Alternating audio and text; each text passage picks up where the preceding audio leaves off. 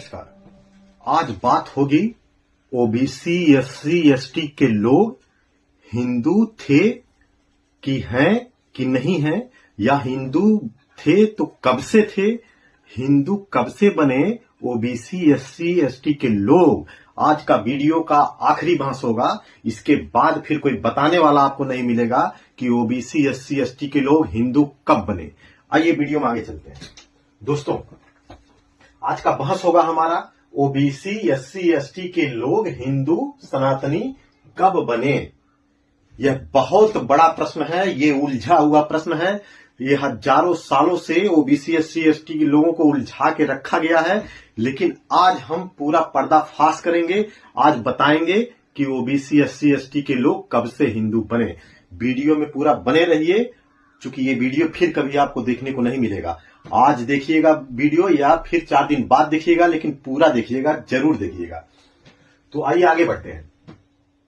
जो हमारा सवाल बनता है क्या है, क्या आजादी से पहले ओबीसी एससी एसटी के लोग हिंदू थे? ये बहुत बड़ा प्रश्न है कि आजादी से पहले क्या ओबीसी एससी के लोग हिंदू थे या नहीं थे। तो इसको अभी थोड़ा पेंडिंग रखते हैं, अभी इसका जवाब मिल जाएगा। तो दोस्तों, फिर हमारा सवाल बनता है कि जान ही लेते हैं, फिर आगे स्पष्ट हो ही जाएगा। तो क्या ये हिंदू थे आजादी के पहले? तो नहीं थे, नहीं थे, ये हिंदू नहीं थे। तो हिंदू नहीं थे तब क्या हुआ? तो आजादी के पहले ओबीसी एससी एसटी समाज के लोग क्या थे? ये पूछ रहा है क्या थे। तो सवाल में जो हम जवाब देने वाले हैं वो थे शूद्र थे। क्या थे? शूद्र थे। कैसे शूद्र थे, आइए देखते हैं। फिर सवाल बनता है हमारा कि आजादी के पहले ओबीसी एससी एसटी के लोगों को क्या क्या अधिकार नहीं था। क्या क्या अधिकार इनको आजादी के पहले नहीं था, आइए इस पे थोड़ा सा जानते हैं। तो क्या क्या अधिकार नहीं था, पहला जान लीजिए कि पढ़ने लिखने का अधिकार नहीं था। शिक्षा का अधिकार इनके पास नहीं था। किनके पास? ओबीसी एससी एसटी के लोगों के पास। फिर दूसरा था समाज में समानता का अधिकार नहीं था, यानी कहीं भी ये सार्वजनिक जगह पे नहीं रह सकते थे और शुद्ध जल जैसे तालाब नदी नालों कुआं आदि का स्वच्छ पानी नहीं पी सकते थे, इनके लिए मनाही था। फिर तीसरा है संपत्ति रखने का अधिकार नहीं था। चौथा है वेद पुराण सुनने और पढ़ने का अधिकार नहीं था। पांचवा है मंदिर में घुसने का भी अधिकार नहीं था। छठवां है महिलाओं को स्वतंत्रता नहीं थी, इनको भी बांध के रखा गया था। सातवां है शासन करने का अधिकार भी नहीं था, आप शासक कभी नहीं बन सकते थे। हिंदू सनातन धर्म के नियमों के अनुसार ओबीसी एससी एसटी के लोग आजादी से पहले कभी शासक नहीं बन सकते थे। तो ये था। आठवां था सवर्णों के सामने सर उठाकर चलने का भी अधिकार नहीं था। अगर सवर्णों के सामने सर उठा के चल देते आप तो आपको बहुत मारते पीटते सब। नौवां था शूद्रों को ओबीसी एससी एसटी के लोगों को नीच अछूत दलित पापी कीड़ा मकोड़ा समझा जाता था आजादी के पहले। 10वां है शूद्रों को ऊपर के 3 वर्णों की पीढ़ी दर पीढ़ी, ये जो शब्द बन रहा है पीढ़ी दर पीढ़ी, गुलामी जिसको कहते हैं सेवा, उस भाव में निस्वार्थ भाव से करना होता था। जो जिसका बच्चा पैदा होगा फिर उनकी गुलामी करेगा, फिर उसका बच्चा गुलामी करेगा, ये हजारों साल से गुलामी करो, यही था। फिर 11वां है कि ऊपर के 3 वर्णों के रहमो कर्म पर जीवन जीना पड़ता था। जो भी 3 वर्ण थे ऊपर के शूद्र के ऊपर, उनके रहमो कर्म पे इनकी जिंदगी चल रही थी। तो फिर ये प्रश्न बनता है, तो क्या आजादी के बाद ओबीसी एससी एसटी के लोग हिंदू बने?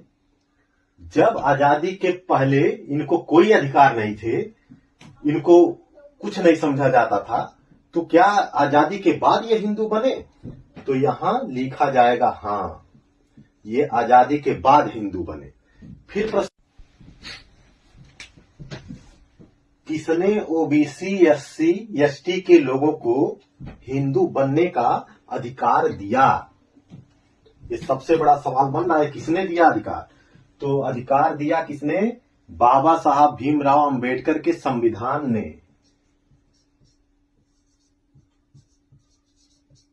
संविधान ने दिया अधिकार। फिर सवाल बनता है कि आजादी के बाद ओबीसी, एससी, एसटी के लोगों को कौन कौन से अधिकार मिले जो सनातन हिंदू धर्म ने इन्हें नहीं दिया था। यानी जो अधिकार ओबीसी, एससी, एसटी के लोगों को सनातन धर्म ने नहीं दिया था, तो क्या आजादी के बाद उनको कौन कौन से अधिकार मिले। तो आइए एक शब्दों में बता दूं कि आज जो भी आपके पास अधिकार हैं वो सारे अधिकार बाबा साहब भीमराव अंबेडकर के संविधान ने दिया है, और उन्हीं की वजह से आप लोग हिंदू बन पाए।